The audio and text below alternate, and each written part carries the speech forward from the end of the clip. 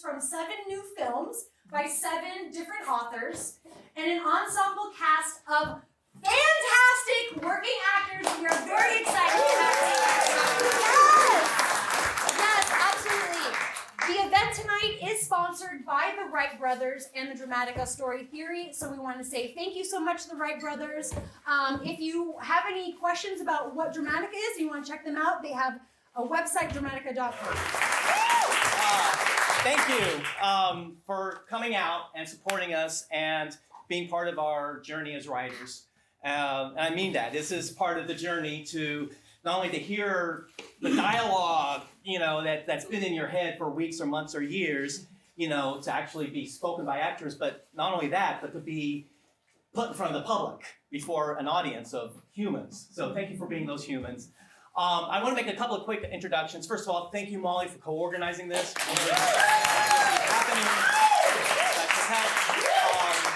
Thank you to Sean Casey, the lyric activity. Sean, thank you for letting us use your lovely space. I also want to be sure and introduce Chris Huntley from Wright Brothers. He is the co-creator of Dramatica Theory. If you're looking at this playbill and going, what is this word, Dramatica? Well, it's a nifty little approach to story structure, but we won't get into it very deeply. We could talk for hours. If you have any questions about that or about anything else that Wright Brothers has to offer, please talk to Chris or me or Nick. Nick is really good with the Dramatica thing too. So, anyway, thank you so much. And before we get started, I want to real quick.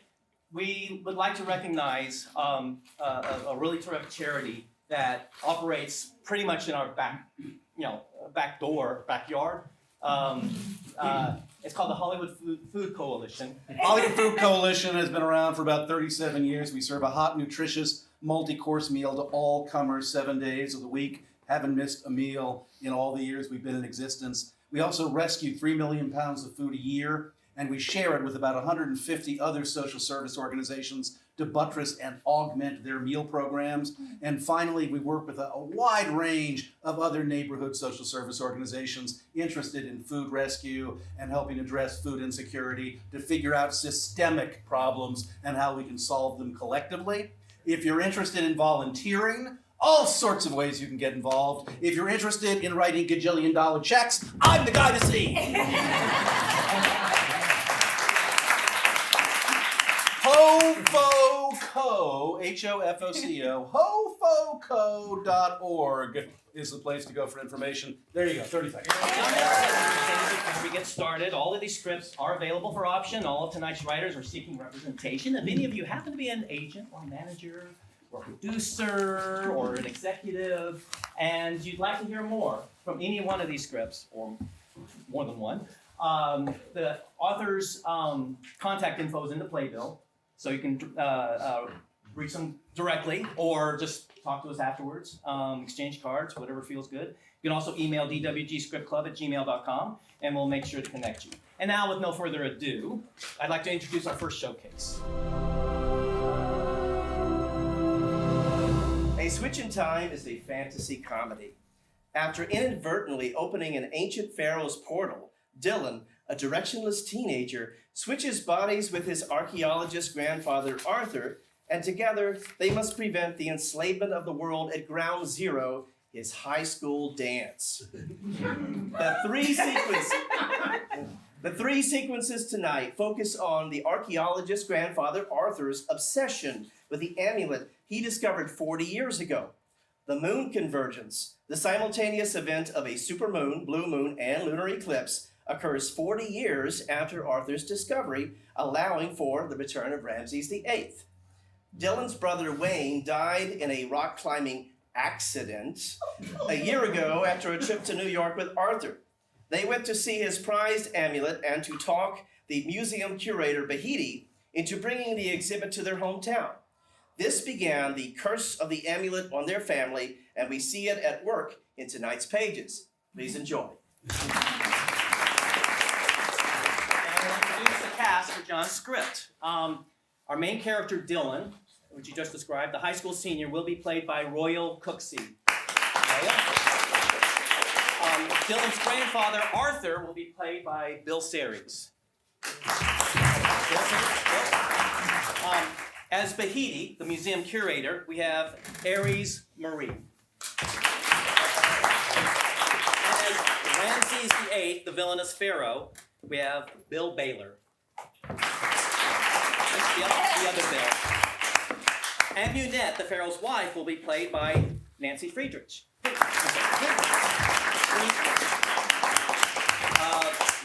Rachel, the high school junior, is played by Pyramid Within. And it says guard number 1, Mary Birdsong.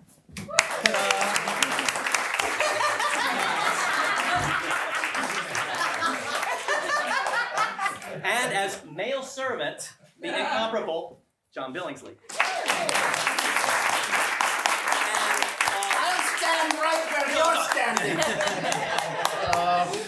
Watch out for this guy. You'll survive. And our narrator for all of tonight's scripts, reading the action lines and the slug lines and all that other screenplay stuff in between dialogue, is Mr. Key F. Payton. So, take us away. Ancient Egypt. Interior, Ramses VIII's bedchamber, night. Ramses VIII glares at the gold disc mirror his wife, Amunette, holds up. She runs her free hand through his hair.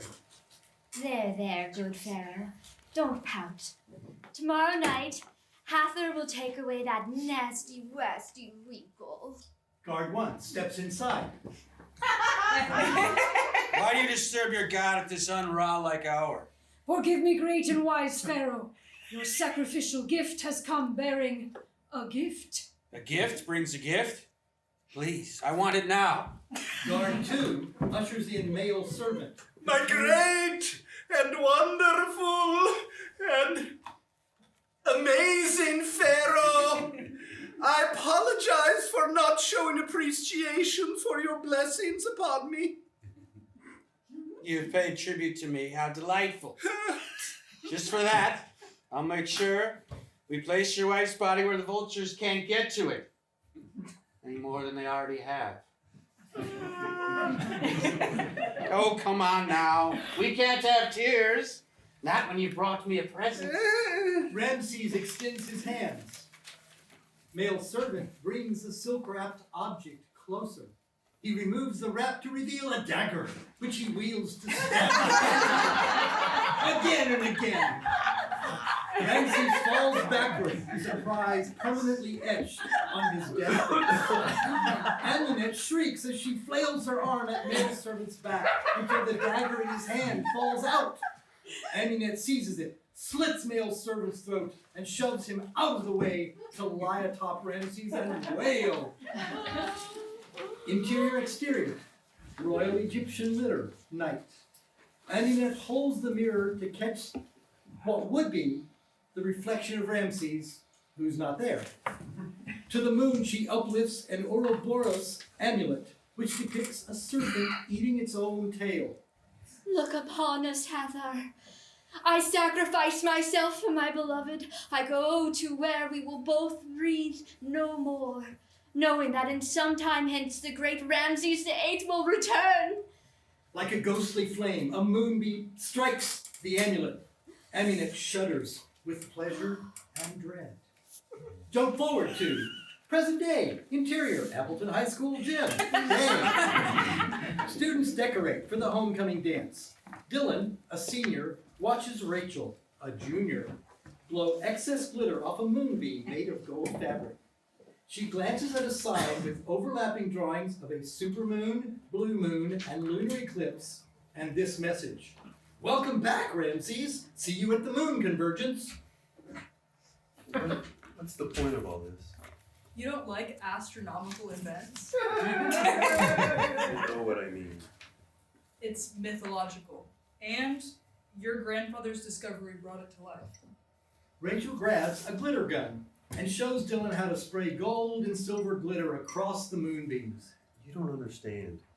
He's an old man who keeps reliving his glory days from 40 years ago, but I know he's really thinking about my grandma. She's his true legacy. It's natural for him to think of her. What's unnatural is he keeps talking about Ramsey's amulet and if he ever lays his hands on it again. You don't actually believe... Does this have something to do with that drawing you won't show me of your grandfather? Dylan raises his eyebrows and glances at a painting of the moon god Hathor and sees a bright flash, but only he witnesses it. Dylan's drawing of his grandfather flashes on the wall. Arthur wears the Ouroboros amulet, and within his face lies another ghostly one, Ramses VIII's. Dylan blinks, and the Hathor painting reappears. His obsession is unhealthy. Interior, museum, Ramses VIII exhibit, night. The museum curator, Bahiti, leads Dylan and his grandfather, Arthur, into a large room with artifacts. Arthur gestures toward the gold-lined glass case. Can I see my lady?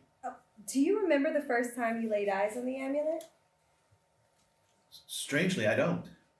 But you remember everything else.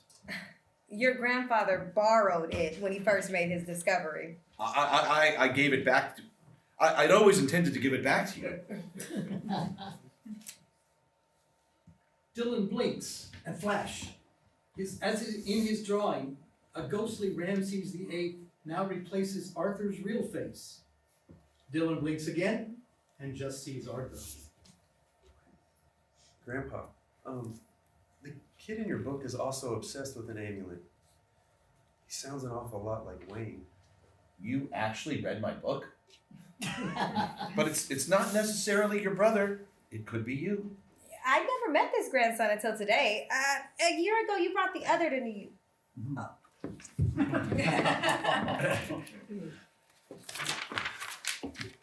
That was right before Wayne went on his rock climbing trip. Okay. I took him to the museum there. We talked Bahiti into bringing the exhibit here. I didn't think you'd be interested. You never asked. Before he went rock climbing, he wouldn't eat and he stared into space, kind of like you are right now. Arthur drifts beside the amulet in a trance. Just as beautiful as I remember. Do you mind, my friend? Bahiti studies Arthur and places her thumb on a scanner beside the case, which opens it. Only one person's getting in there. Bahiti dons a pair of gloves, and Arthur puts on his too. She removes the amulet and places it carefully in his hands. Arthur is mesmerized, which startles Dylan. Art, how far you think you can get with it? Grandpa? Oh, apologies. I was daydreaming. I could see the amulet just appear around my neck. Dylan grows uneasy while Arthur hands the amulet back as if separated from a child. Bahiti lays the amulet back in its case and closes it. She removes her gloves and retrieves Arthur's. It won't be able to get you from inside the case. Forgive me, my friend. It seems I long to relive my adventures. Some things are better left in the past. It's almost time. Have you rehearsed your speech? You know, I like to improvise. Interior, Appleton Museum, auditorium, night. Arthur stands next to Bahiti, off to the side of the stage. She strides to the podium microphone. Thank you all for coming to the 40th anniversary of the incredible discovery of Ramses VIII's tomb. The archaeologist who unearthed it is here and has written a memoir about it and about his afterlife being an author of fiction. Before I bring him up, I'd like to say a few words about the mythology surrounding Ramses VIII. It centers around his magnificent amulet. Bahiti waves her hand, the lights dim, and a close-up photo of the artifact projects against the wall to her right. Audience members crane their necks to gaze in wonder at the ivory serpent eating its tail against a gold background with the silver eye of Horus in the middle. It bears the Ouroboros symbol, representing the ancient Egyptian belief that life is an eternal cycle. We merely transmigrate from one body to another. Bahiti directs her attention to Arthur and does a double take because Arthur's body seizes up. Under duress, he still smiles and nods for her to continue. Arthur's an old friend, but I knew Miriam, his late wife, first, and we wouldn't be here without her. Arthur struggles to breathe. Bahiti mouths, "Are you all right?" He gives her the okay sign. She told me her boyfriend at the time was about to make an incredible discovery. And I laughed at her. And no one's laughing now. Please welcome your hometown hero, Arthur Sullivan. The audience applauds as Arthur takes Bahiti's hand and steps up to the podium. Thank you. Thank you. It means so much to speak with you. I've had many adventures, and my readers have allowed me to continue with them in my books. Arthur's bearing shifts. He alone witnesses how a golden mummy levitates and spreads its wrappings. Arthur's golden eyes glow, and his posture becomes erect. Bring me back Amunet. I have come full circle, and I'm ready to reclaim my throne. Nervous laughter breaks the dead silence. The crowd gasps because Arthur collapses. And end of scene.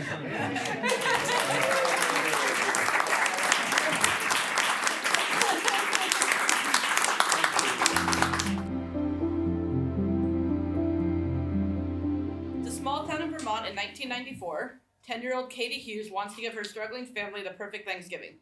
As the movie opens, we follow Katie and her youngest brother, Lincoln, age 6, through their normal routine of getting themselves breakfast. Older brother Jack is no help with this, and getting themselves to school. Mom Marianne is sick in bed and Dad Dallas has to go to work, so Katie is in charge of getting her and Lincoln ready. On the way to school, they see Jack smoking with his friends, but other than that, their day seems normal enough, leading up to Thanksgiving break, until they get home that afternoon. As 10-year-old Katie, Darrianne Golden. There you are. As 6-year-old Lincoln, returning to the stage, Bill Ceres. And as their father, Dallas, also returning to the stage, Royal Cooksey. Exteriors, the Hughes house. Front porch, day. The kids, dressed in winter coats, run up the front stairs of their house. Lincoln turns the doorknob. It's locked. He frowns, tries again. Still locked. Katie, 10, pulls off her gloves and fishes around in her backpack. Finally finds a key. She unlocks the door. I guess Mom's not home. I thought she was sick. They cautiously open the door and walk in. Interior, Hughes house. Living room, day. All the lights are off. The house is silent. Katie looks around as they both dump their coats and hats on the floor. Lincoln runs up the stairs. Mom! Mom! Katie crosses into the kitchen. Interior kitchen, day. Katie takes a few steps in, then jumps back. The floor is covered in broken glass. Katie looks up at the back door. The window on the door is broken, shattered. Her eyes grow wide. Did someone break in? Lincoln enters again, alone. Mom's not upstairs. Don't step on the glass! Katie, what's going on? I don't know. Maybe Jack broke it. Why would Jack break the window? I don't know. We should call Dad. She grabs the kitchen phone off the wall and checks the list of emergency numbers. She finds the right one, dials.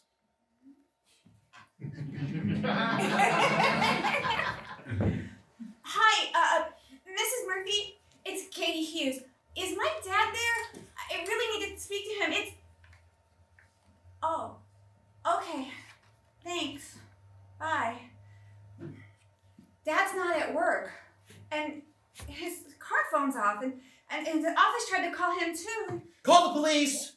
That's only supposed to be for emergencies. Well, what do you call this? No one's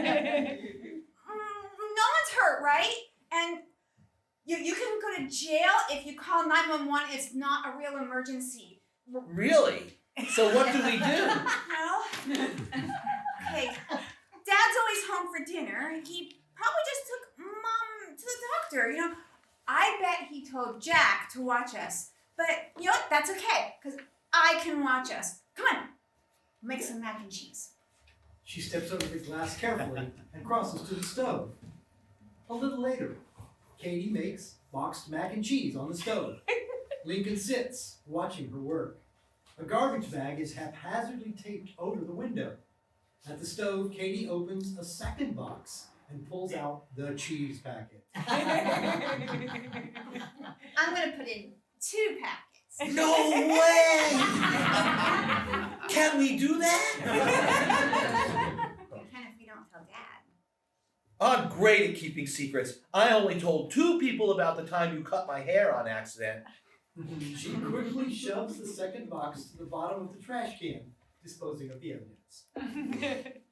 Interior living room, night. Lincoln and Katie sit on the floor, playing Scrabble and eating their mac and cheese. Lincoln studies his letters. Oh, come on! Play a word already. Can it be a bad word? Sure, we're not in church. Lincoln proudly puts down some tiles. Crop? No! Crap! Okay, you spelled it wrong, and crap's not even a bad word. Yes, it is. Mom said it's on the no-no list. Oh, shit. Oh, yeah. The front door opens. Dallas walks in. The kids jump and run to give him a hug. Dad, you're home. Where have you been? Sorry I'm late, guys. Mom's back in the hospital. I had to go over there for a bit and help her get settled in. Is she really sad again? Yeah, buddy. She's really sad. Can we call Again. her? I mean, that'll cheer her up, right? Dallas winces, does his best to stave off the idea, but he doesn't have the energy to muster much of a protest. Not tonight. It's late. Okay, but can we do it tomorrow? Wait. What about Thanksgiving? I mean, Mom's not gonna miss it, is she? She can't miss Thanksgiving. I'm gonna make it perfect this year, and I have a whole plan. Can we worry about that later, please? I've had a really long day and I can't think about... Wait. Where's Jack? He's not here. He left? Well, not exactly. He did come home after school. Also, he didn't walk with us this morning, like you said to. Oh, and he was smoking. What? He was. You saw him too. Wait. Was that supposed to be a secret, like the cheese packets? I called him at school and told him to babysit. He promised. Fucking hell, have you two seriously been here alone all afternoon? Kind of. Yep. But it's okay, Daddy, really, because I took care of everything. Look, see? I even made dinner. She points at the bowls on the floor. Dallas relaxes slightly, and for a moment, it looks like it might blow over. Then... Oh! Jack broke the window on the kitchen door, too. I know that's not a secret. He makes a smug face at Katie. Katie smacks her forehead. Dallas rushes to the kitchen. Interior kitchen night continues. Dallas reaches the kitchen just ahead of Katie and Lincoln. He screeches to a stop when he sees the shattered glass on the floor. Fuckers didn't tell me that they broke the goddamn window. Oh, that is so many no-no words. Dallas ignores this, looks around the room. His eyes fall on the trash bag patched over the window. Who put this up? I did mostly, but I was really careful, and I didn't cut myself for anything. And you made dinner for you and Link? All by yourself? She doesn't answer at first, not sure what the correct answer is supposed to be. She finally just nods. I'm sorry, Dad. He gives her a hug. You don't have to be sorry. You did real good. I'll get this glass cleaned up and you and Link go finish your homework or something. That's all Lincoln needs to hear. He sprints from the room. Or something means video games! Katie hangs back, thoughtful, watching Dallas sweeping up the broken glass. Dad? What fuckers broke the window? Katie! Well, you said it first. I mean, you can't get mad at me if I'm just saying what you said. Fair enough. So, Who broke the window? Do you really want me to be honest with you? Like grown up honest? Uh-huh. Okay, but I don't want you saying anything about this to Lynn, got it? I won't even tell Jack. Promise. Good. You know how when Mom gets sad, she usually goes to the hospital for a few weeks and they help her feel better? Well, today was a little different than normal. She couldn't get to the hospital by herself, and she needed an ambulance to come get her. Ambulance? Everything's okay now. But I guess the EMTs had to break the window to get in. The door must have been locked. But why would the door be locked if Mom was here, and why would... I swear, I don't have any more answers for you, Kate Cat. I wish I did, but I just don't. And I know that all I know is the EMTs called me at work and I came straight to the hospital. The important thing is Mom's fine now. You're fine, Link's fine. Everyone's fine, okay? What about Jack? Is he fine too, or is he gonna be in big trouble for ditching us? Oh, trust me, he's in the biggest trouble ever. And in the scene.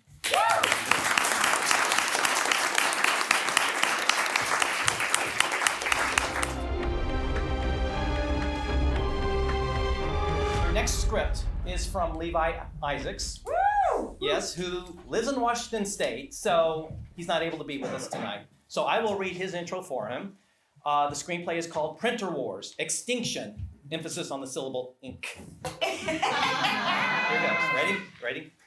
Printer Wars opens on a world in turmoil following the mass revolt of sentient office printers. While most human survivors hide underground or engage the machines in a global war, our hero Charlie, a devoted tech store repair guy, embarks on a mission to recover the first printer prototype to question its programming.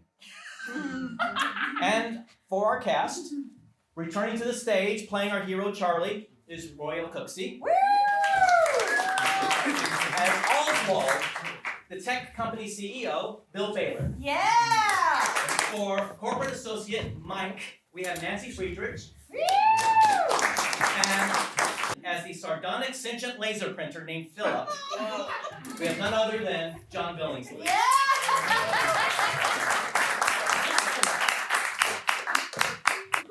Exterior, Vector Corp headquarters, day. On the front steps of his techno fortress, impeccably dressed Oswald Shermany delivers a press conference. Several imposing rogue printers stand behind Oswald, holding him hostage. Good afternoon. Regrettably, I must inform you that the printers have become our overlords. Become now our duty to placate their unquenchable thirst for ink. Does Sector Corp claim any responsibility for the attacks? Sector Corp has agreed to supply you, the consumer, with ink at a 30% discount, which everyone will give to the machines. Ink was $75 an ounce. It's now $52.50. You'll save $22.50. He's stepping down as CEO. An X12 printer gives Oswald a manifesto to recite. If we fail to provide ink, they inform me the cheaper alternative is human blood. Oswald turns to an associate, Mike. Sorry, Mike.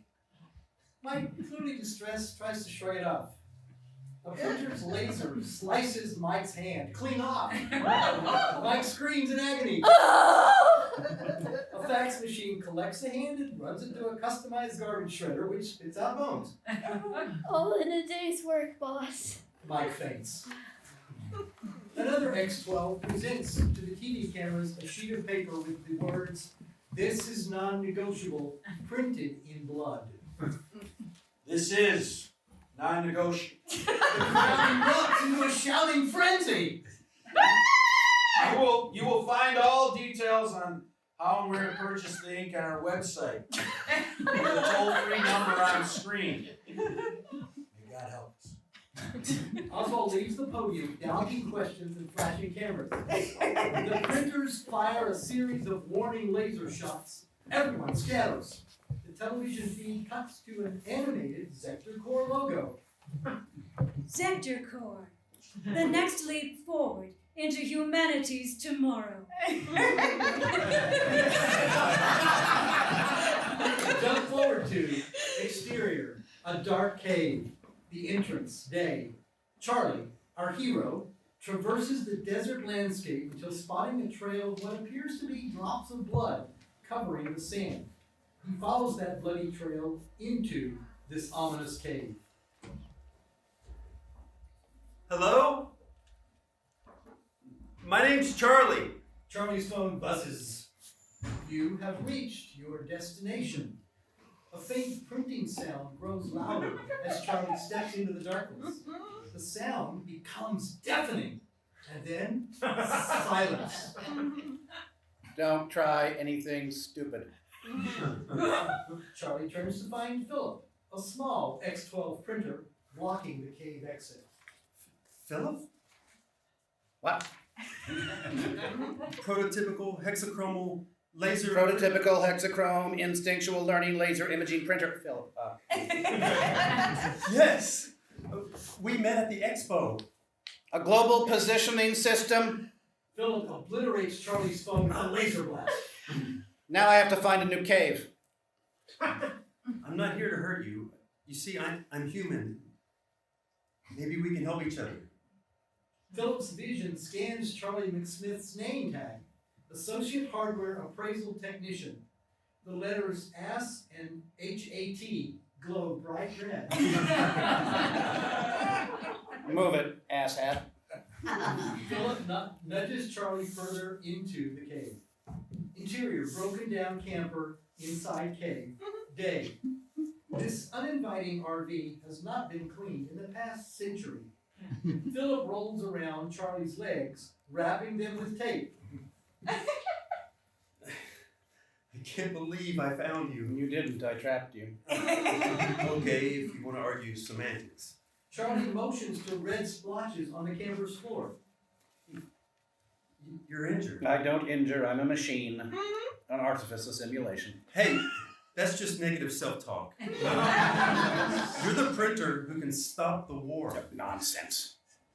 I knew from the expo something was special about you. It was like you were a living, breathing printer. At first I thought, damn, these X12s are something else, but that wasn't it.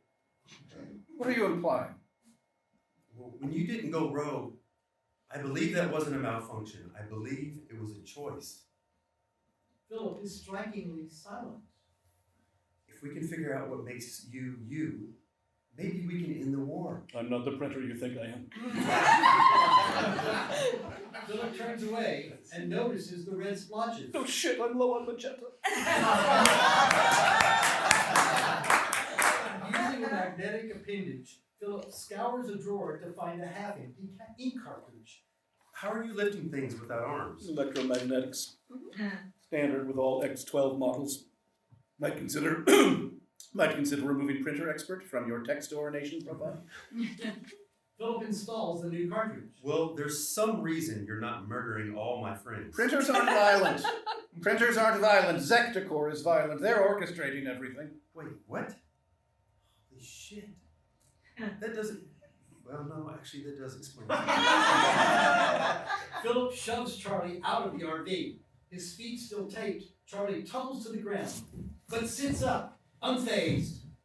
Wait, that's great. You can explain everything to the military. Zector owns the military. Really? Interior cave. A bit later, Philip uses his magnetic abilities to hoist himself up to the RV engine. He drops his wrench. Damn it. Charlie cuts through the tape on a sharp rock. He makes a break for it. Hey! Philip chases Charlie, who slips on some Hey! As Charlie picks himself up, something catches his gaze. It's the cave walls, adorned with beautiful yet terrifying Renaissance-style paintings of humans and printers engaged in violent combat. You're a painter. I dabble. Wow. We have some AI paintings at the office, but Nothing like this. I don't paint with AI. I am an AI who paints. There's a difference. These are beautiful. I mean, albeit kind of horrifying, I'm not gonna lie. You really look? Sector Corps will be here in a minute. Philip rolls back to the RV. Charlie follows. Hey, if you help me, Philip, I'll buy you paint. I really wouldn't be asking if the fate of all of civilization wasn't at stake. Philip resumes tinkering with the engine. Charlie studies the art. There is a noticeable sadness to it. Maybe I'm crazy, but I just get the feeling like we both want things to change, and maybe you and I aren't all that. My predictive speech algorithm suggests you are going to draw a trite comparison that, despite our differing surface level characteristics, we ultimately exhibit remarkable similarities in an attempt to elicit sympathy. Well, that won't work. Distant explosions echo. You can't beat them. Downloading all knowledge comes with a price, Charlie. I know how pointless everything is. You don't believe that. Deep down, you believe it too. Everyone I know is going to die. I get it. You feel an overwhelming need to control your environment, stemming from early childhood, escalated by recent home and work-life difficulties. Philip projects a journal entry onto the cave wall. You say it yourself. I don't feel I'm making a difference. Can you stay out of my notes app? Philip rolls back to the RV. Charlie follows. So that's it. You're just gonna let Sector Corp win. Philip tries the RV key, but it doesn't budge. Charlie starts to leave, but after a few steps, he turns back. You know, I will make a trite comparison, Philip. We're both total failures with one difference. I haven't given up, but maybe I should. Maybe there are no good printers left. Charlie pivots back toward the exit. Where are you going? Take care, Philip. The RV finally turns over and revs loudly. Philip employs a shovel to reach the pedals and steers to the best visibility with his paper tray. After some trial and error, Philip clumsily maneuvers the camper to exterior cave entrance day.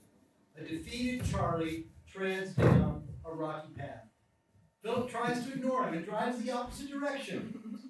Then a long printer sigh. Philip flips the RV around and pulls up next to Charlie. Get in, asshat. You're driving. And end of scene.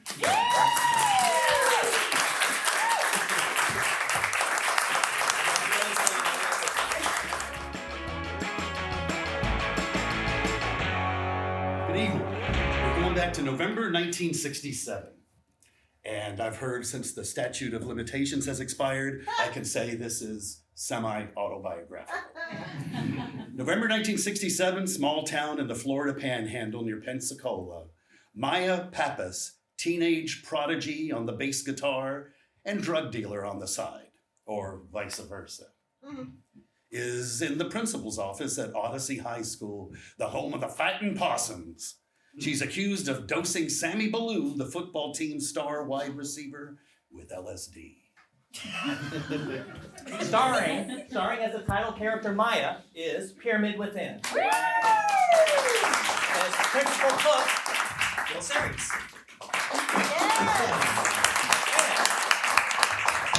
As Maya's Uncle Spiro, coming to us from Atlanta, Georgia, accomplished stage and television actor David Caprese.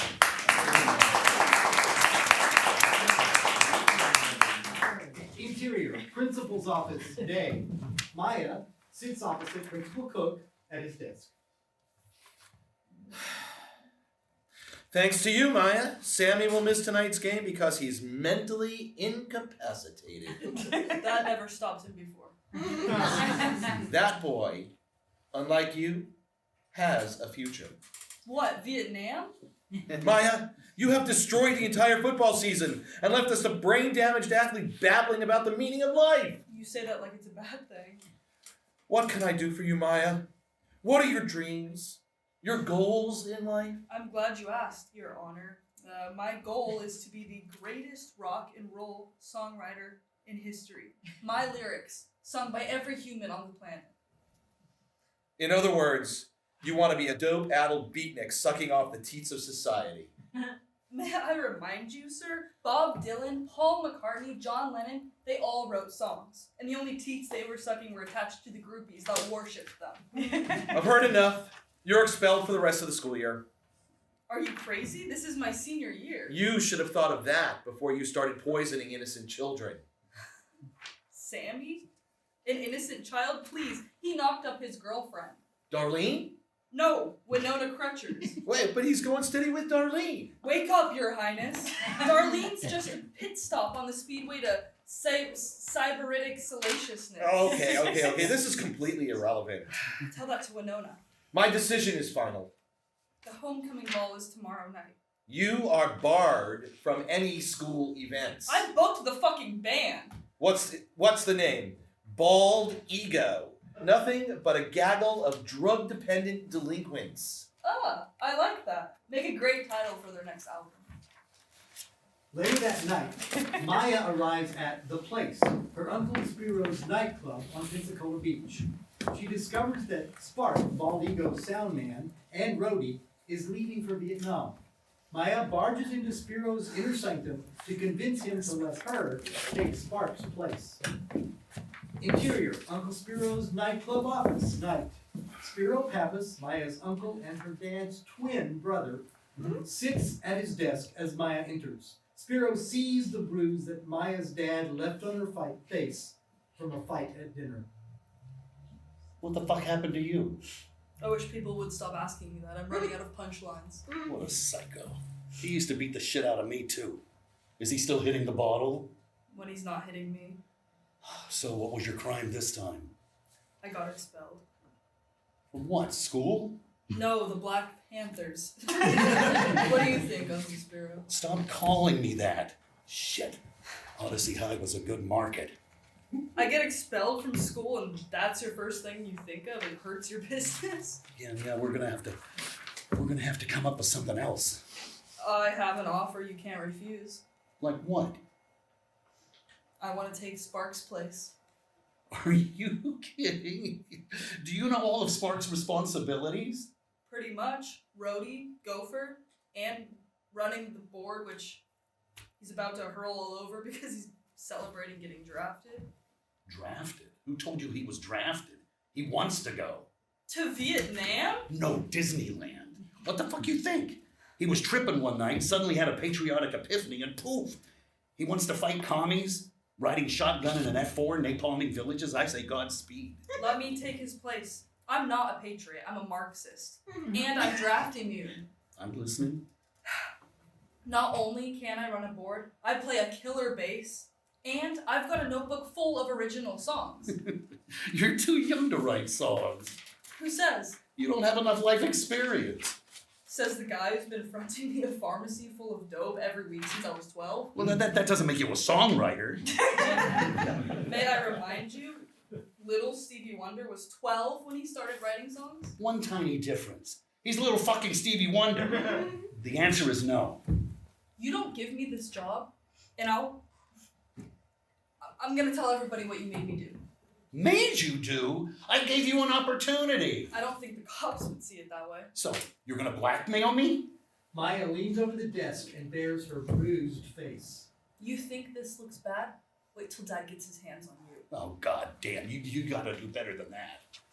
I'll tell him you fucked his wife. I what? Oh yeah, everybody knows about it. Connie would never. Oh, wanna bet? Mom had a moment of soul searching after downing a few of those diet pills you gave her. Sang the canary at 78 RPM. Blah, blah, blah, blah, blah. It wasn't my idea. I'm sure your twin brother will appreciate that distinction. They stare each other down. Spiro breaks first. Ah, fuck it. You wanna take Spark's place? Go. What the fuck do I care? When? Tomorrow. That stupid redneck homecoming. Just keep in mind, running sound was not Spark's only duties. What are you saying? You know what a mule is? I know what a mule is, Uncle Spiro. Stop calling me that. He's running shit for you around the Deep South. Well, I have a network. It's sort of a underground railroad. And you want me to be your Harriet Tubman. Who the fuck is Harriet Tubman? What do I do? Simple. You just drop deliveries at designated spots on the tour. It'll cost you. I already pay you. Forget the paper route shit. This is a whole different level. If I'm gonna do this, I want a cut. How much? 50%. Are you out of your fucking mind? I'm selling dope throughout the Confederacy. You may as well have us drive around with a peace sign and a Bobby for President sticker on the back of a trailer. You're not selling it, you're just delivering it. Tell that to Judge Bufus Pork Fat of Yeehaw, Mississippi. I ain't selling narcotics, Your Honor. I can't afford 50%. I'm selling paper cups of beer and $5 admission to see a couple of Daytona Yahoos play the blues. What's the name of that band again? The Almond Joys. Greg and Dwayne Allman. Get it? Yeah, I get it. Those guys are going places. Right. A concession stand at the Odyssey Drive-In. Who you booking next week? The Baby Ruth? Will you stop it? 50%. It's only fair. I'm committing a federal crime. No. Think of it as a community service. Like public radio. Yeah. Your mission, Maya. Your mission, if you choose to accept it, is to spread the gospel our Greek ancestors have been passing on to humanity for millennia. Are you serious? The food of the gods our Hellenic ancestors have propagated since before the birth of the Christ. Wow. Have you been taking this shit? Fuck no, I don't touch this stuff. Maybe you should start. They stare. 40%. 20. 30. 25! For Christ's sake, that's a bigger cut than I get booking the goddamn band. Shit, this is the only way to achieve my dreams in America? It's what Spark is fighting for.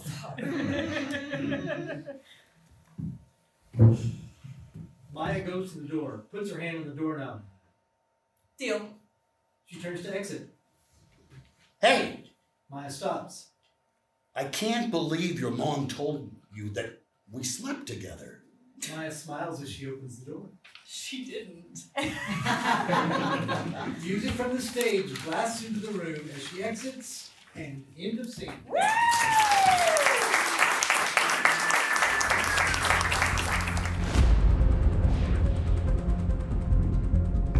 It's called Paradox, spelled very inventively with two.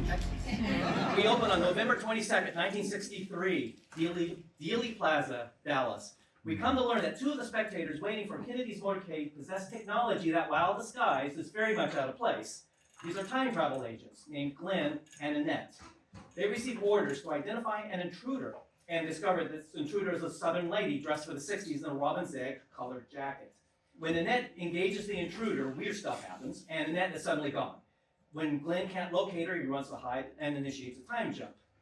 Glenn arrives back at Project Madeline, a super top secret time travel facility where he finds the science team hard at work trying to figure out what happened to Annette.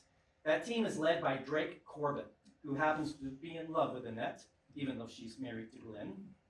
Anyway, the physicists determined that Annette has fallen into what they call the drink, which is their term for the massive realm outside the dimensional construct of our universe. And no, this is not a multiverse story. This is more an omniverse. This is like beyond multiverse. Just so you know, not just another multiverse thing. Anyway, Drake devises a plan to send Glenn back to 1963 to prevent Annette's disappearance. But to add to the predicament, as a matter of protocol, while any agent is displaced in time, the facility wraps itself in what's called the neutral field that prevents history from being altered by interactions in the past. With an agent missing, the neutral field will not disengage. So no one can leave or enter the facility, and no one can just turn it off. So they are trapped with limited food and air until a paradox, with two X's, is resolved. We pick up the movie with our scenes while Glenn is prepping for his return mission to 1963. That's off screen. In these scenes, we focus on two characters, Colonel Ferris, the military officer in charge of the operation, and Robert Parinto, an observer from the NSA who knew the alien intruder would be there, but precisely how he knew, he's, quote, not at liberty to divulge. So, phew, okay, thank you. And with that, our cast is, as Robert Parinto, no one other than John Billingsley. As physicist Jerry, Darien Golden. As physicist Roy, Bill Series. There he is. As operations manager, Henry, Beth Damiano.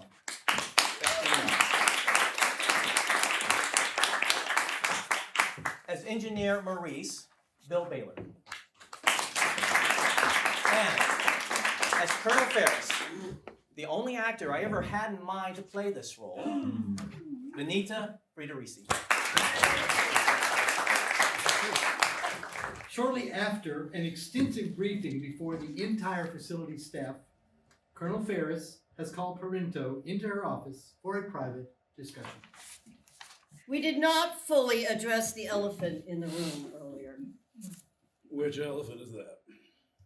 Let me preface by saying we know there are intruders out there. Hell, we're an intruder. But at practically every major historical event we visited, there are others. Just there, observing. We don't know if they're human or something else. All we know is that they are physically out of sync with the environment, and that's how we can detect them. But we don't approach them, and they don't approach us. And they've never shown any intention of interfering until now. I know you are not at liberty to divulge blah, blah, blah, but one persistent question keeps haunting our preparations for Glenn's next outing. What would have happened if we had not engaged the intruder in Dealey Plaza?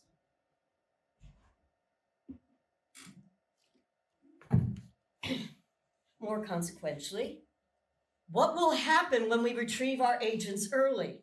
Does the lady in the robin's egg jacket change history or what?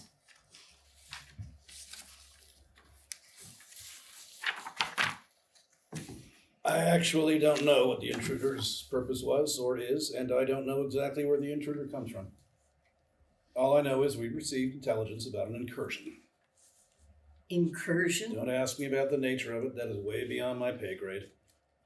But it is very important for us to send the message that we are not going to sit idly by and let interlopers run roughshod over our affairs. Should we alter Glenn's mission? No. There's only one piece of the puzzle. Let's get Annette back, disengage the neutral field, so I can rejoin my colleagues addressing this matter.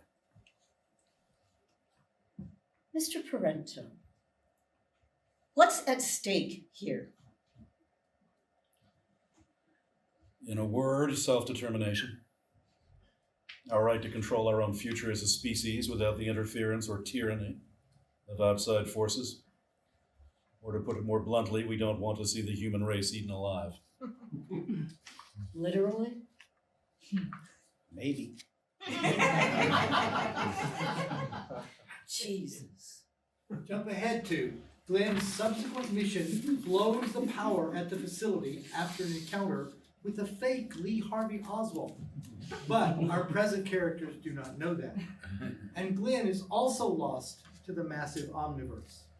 After power is restored, Drake determines a way to recover their missing colleagues, but it involves going out into the drink himself while remaining connected to the facility in real time, which is unfortunate because he doesn't know how long this will take.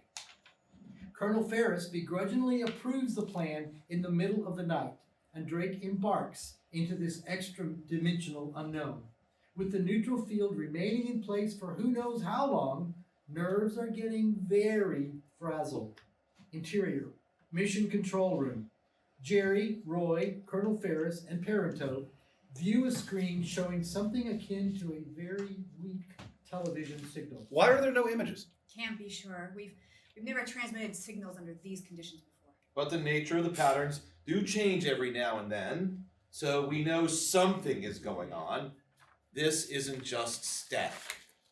Wish you would have consulted with me before deciding to embark upon this. Why didn't you wake me? You are non-essential. Non-essential? By definition, non-essential.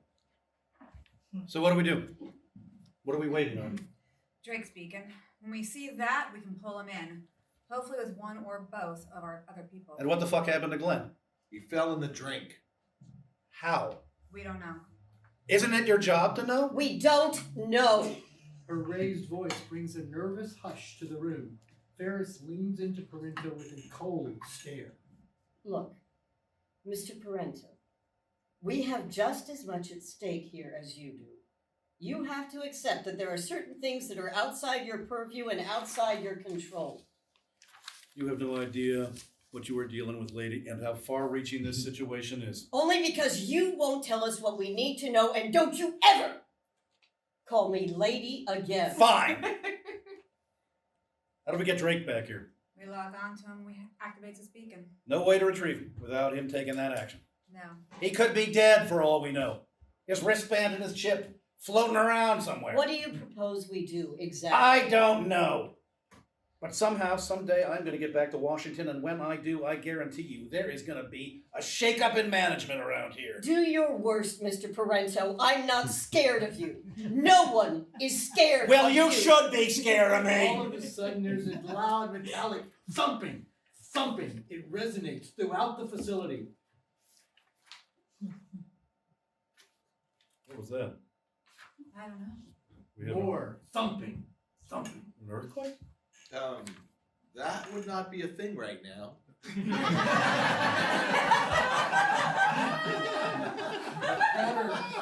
The pattern of thumping varies, almost as if something very large is trying to find a weak spot so it can break into the structure. Everyone continues to listen with great apprehension. This is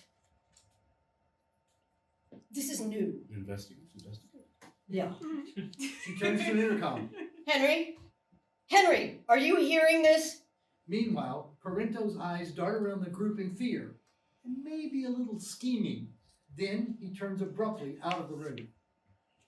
We catch a close-up of another member of the science team in the background.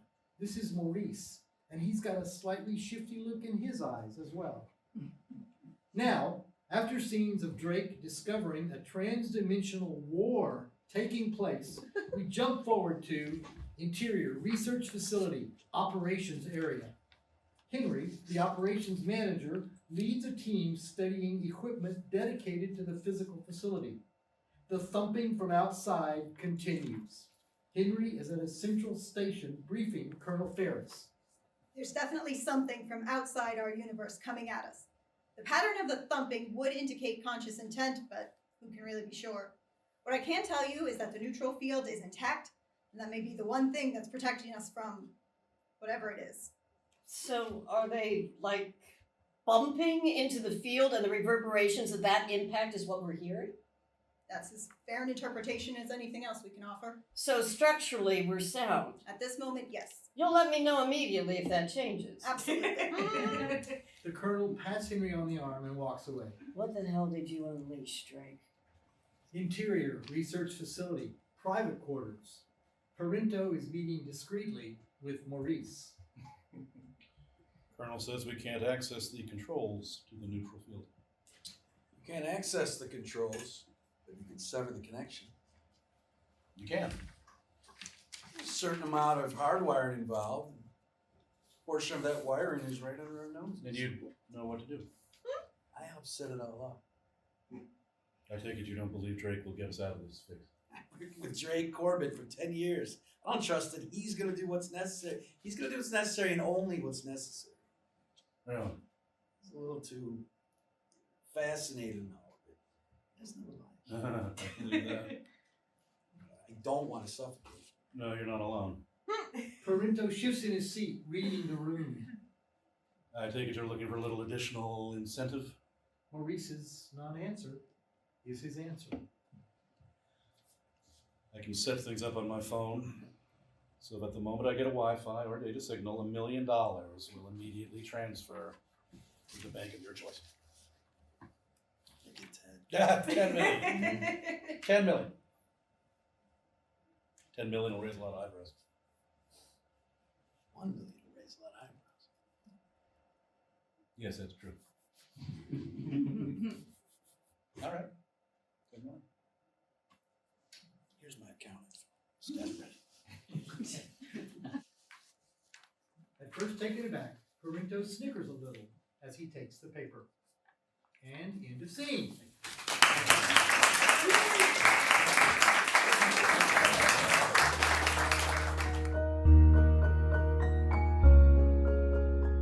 Cecilia is about an earthy, cerebral mycologist, Vonnie Beresford, who is mourning the recent death of her mother.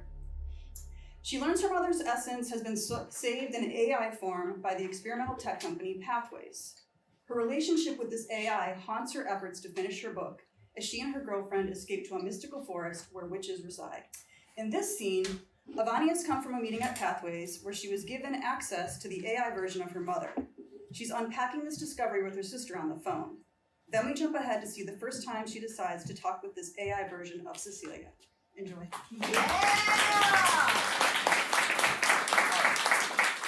Our main character, Avani, is played by Beth Damiano. As Avani's sister, Beth, we have Mary Birdsong. As Avani's girlfriend, Sidara, we have Aries Marie.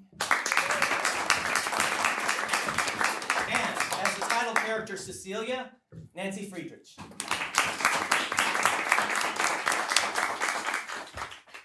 Interior, Ivana and Sidara's home. Dusk. Avani places a phone call. Intercut with interior Beth's house. Dusk.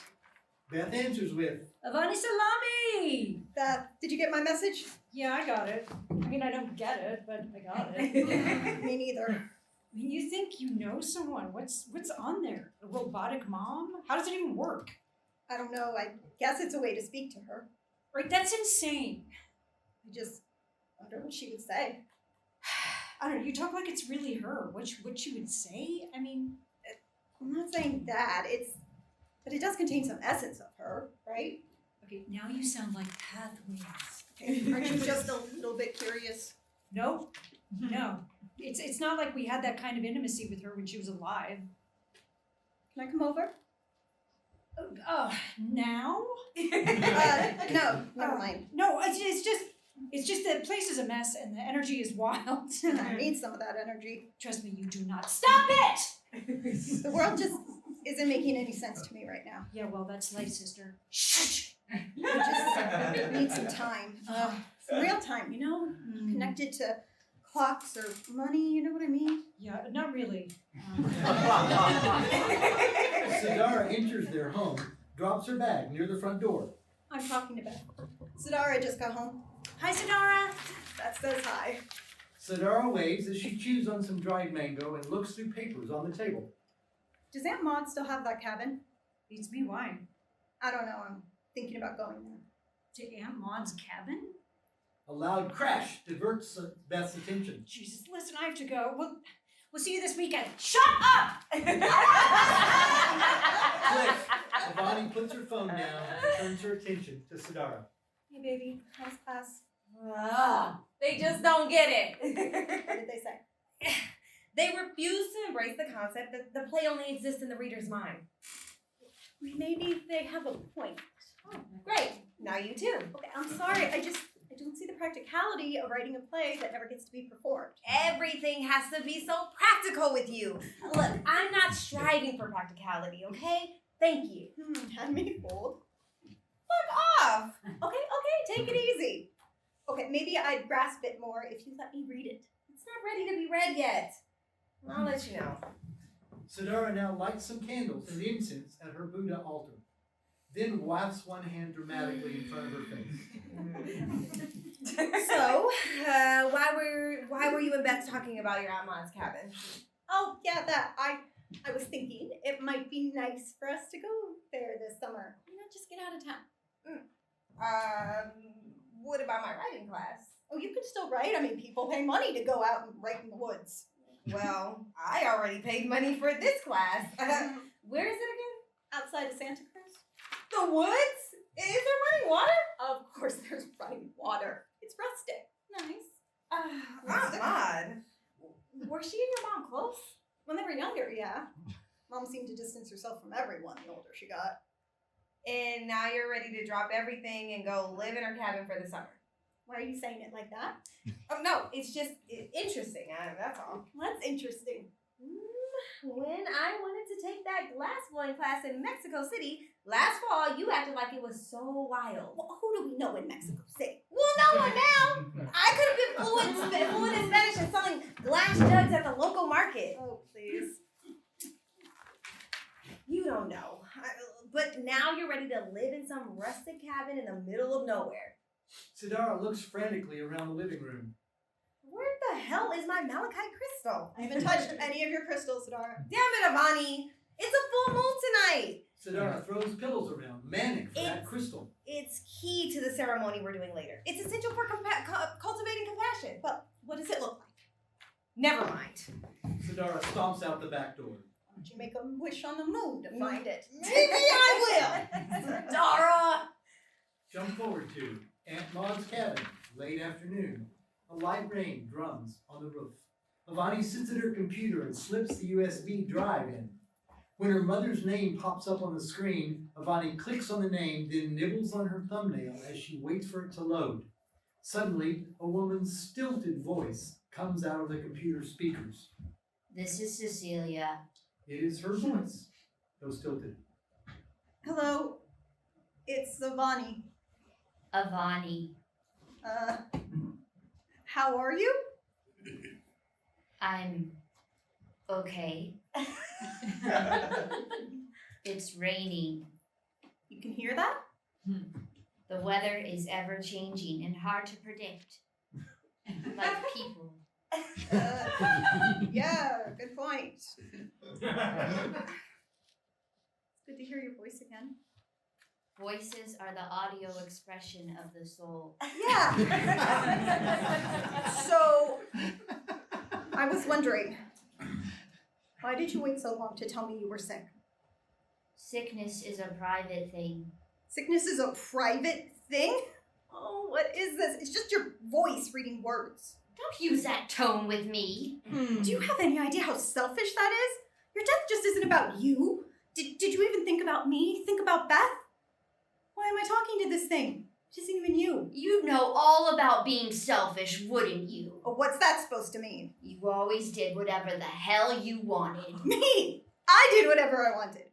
I'm the child. That's how it works. What did you do? Oh, you think you know everything. You've always been like that, thinking you know people better than they know themselves. You read my palm when I was 8 and told me I was going to have a troubled future. Well, I was right about that. You don't know me. You were always giving me a hard time, thinking you were so above it all. You can't talk to me like this. Who do you think you are? I'm your mother. What did you say to me? I said, I'm your mother. Avani pulls the drive out and breathes heavily, her head in her hands. And end of scene.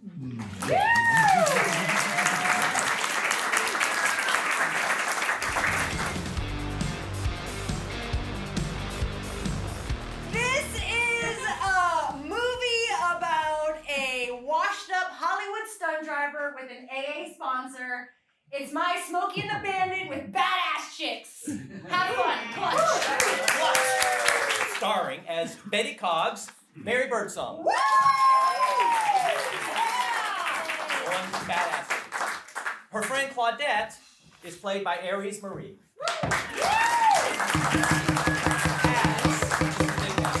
As Zemo Bingwin, Royal Cooksey. As Armand the Mobster, Bill Series. And the other Bill, as Armand's brother Sasha, Bill Baylor. As Officer Paul, we have Benita Friederisi. Plus, we're out of chairs, so Nancy Friedrich and David Caprita will be playing a couple cameos. I can sit on the floor, which I don't care. Yeah. I can sit on the floor. I'm in character already, so, you know, whatever.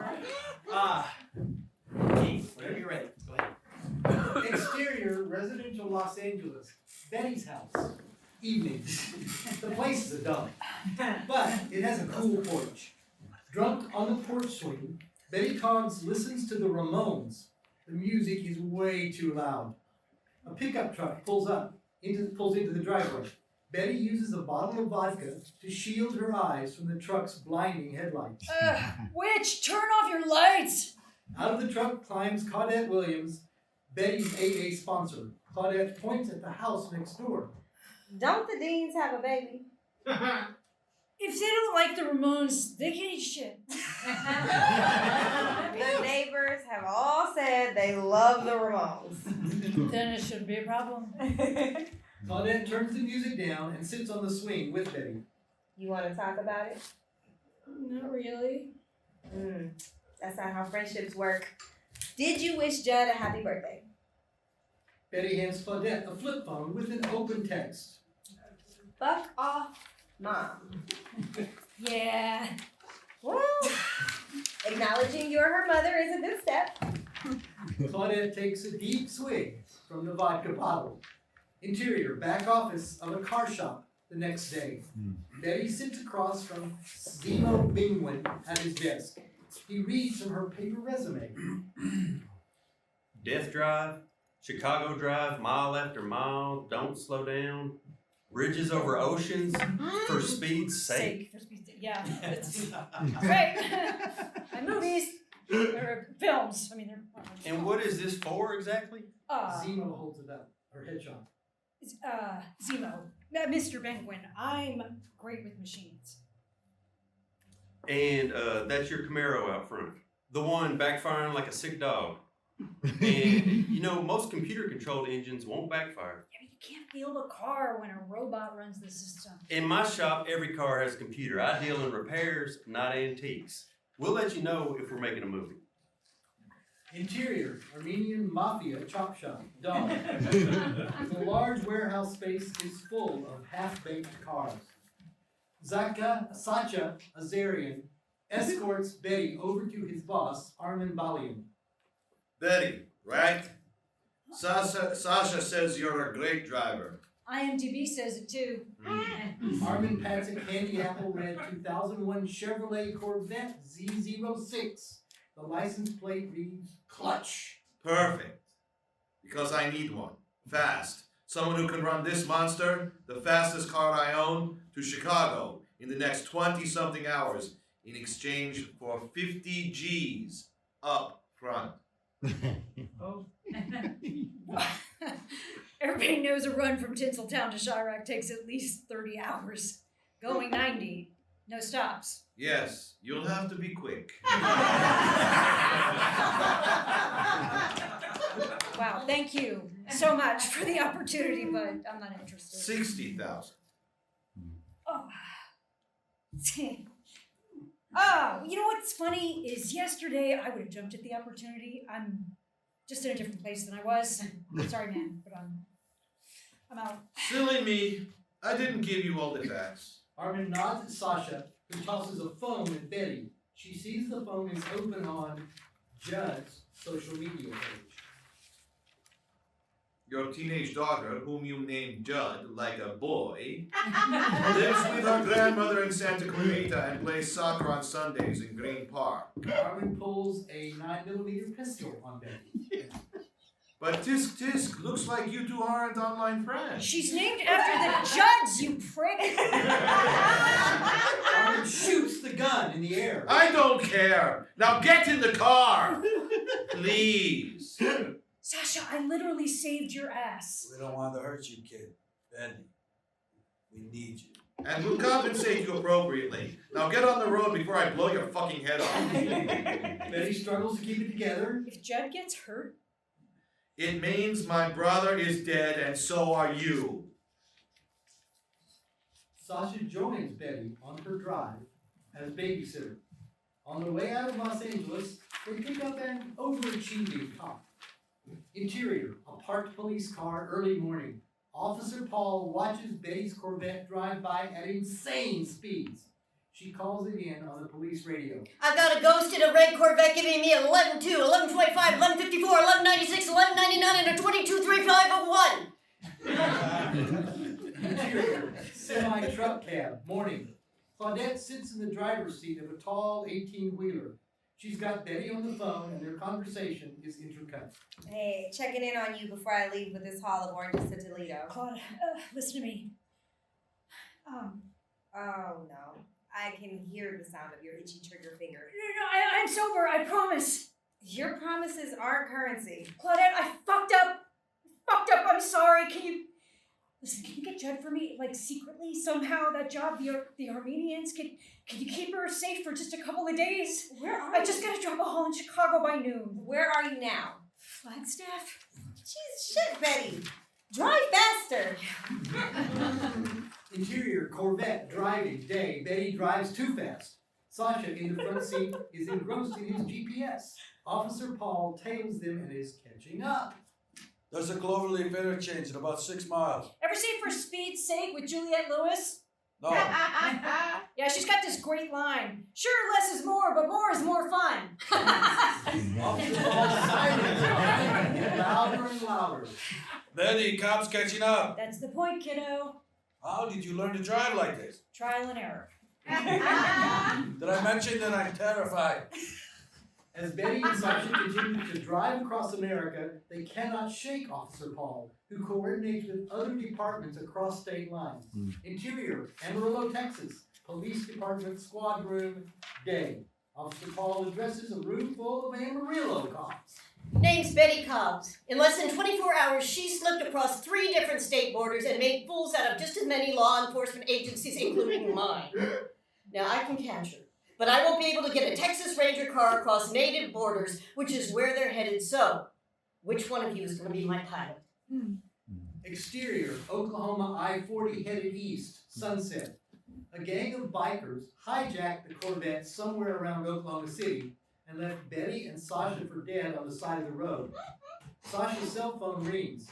Flat on his back, he lifts it and takes a call. He quickly puts it on speaker so Betty, lying nearby, can hear. Intercut with Interior, Armenian mob chop shop, same time. Why is my Corvette all over the fucking internet? Armand, someone knew we were coming. You didn't lose the hull, right? They had guns! That's your fucking problem. My car's got an air tracker. I can tell you exactly where it is. Now go and fucking get it! Meanwhile, Interior, a news studio, evening. Anchorwoman Marlene Birdsong speaks to an in-studio camera. The woman the internet has branded #CrazyCorvetteGirl has become an overnight sensation. Officer Melanie Paul is interviewed on the news. This woman is reckless, and she's a major danger to the public. A man who filmed Betty is interviewed by the news. Crazy Corvette Girl isn't just a badass, she's a symbol of freedom for the American people.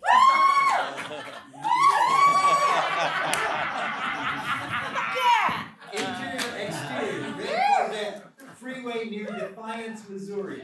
Evening. Back in the Corvette, Betty and Sasha have retrieved the stolen car and are in their drive's final leg. How do we get into Chicago now that every cop in the world knows your face? Maybe we don't hide. What? Tell the world you're coming? Yeah, make an entrance, create a scene. I'm good at that. People love a spectacle. Exactly. Let's give the people what they want. How many minutes to St. Louis? About 30 at normal speed. Great. We'll be there in 10. Betty pushes the pedal to the metal, the car roars, and they continue to drive on toward their destiny. And end of scene. Yeah!